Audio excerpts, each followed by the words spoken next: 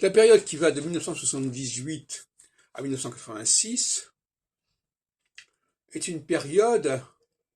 enfin 77 jusqu'à 86 je crois, est une période équinoxiale. Et donc elle est favorable aux juifs, aux leaders juifs,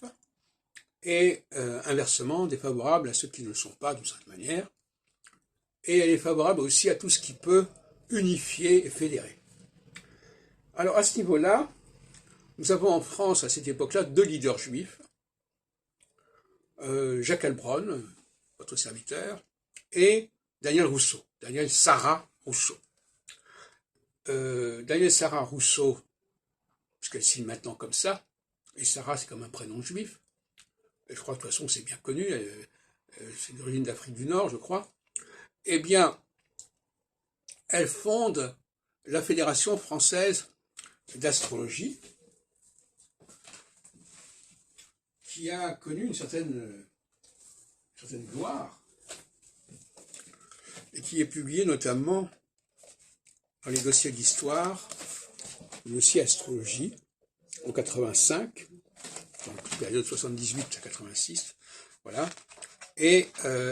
en 86, je crois qu'elle a publié ça, et juste à la fin, et donc elle a fondé en 81, entre 83 et 84, la fédération, la FFA. Elle a organisé en fin 85 le congrès de Cannes, et parallèlement, moi-même, j'ai lancé un processus de rassemblement des enseignants avec le syndicat national des études des enseignants en astrologie, le SNEA, qui a été déclaré en 84 au congrès de Lyon, puis c'est devenu la Fédération française d'astrologie, dont la présidence a été attribuée à Denise Zaprès, qui organisait un congrès en 85 à Orléans.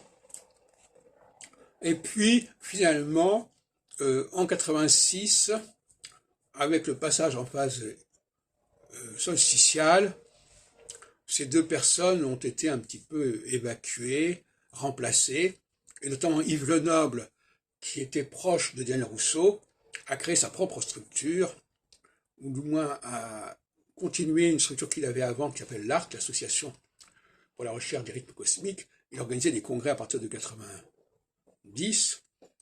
Solange de Maynel a créé la GAPé, et finalement, Daniel Rousseau a été mis sur la touche, d'après ce que j'ai compris.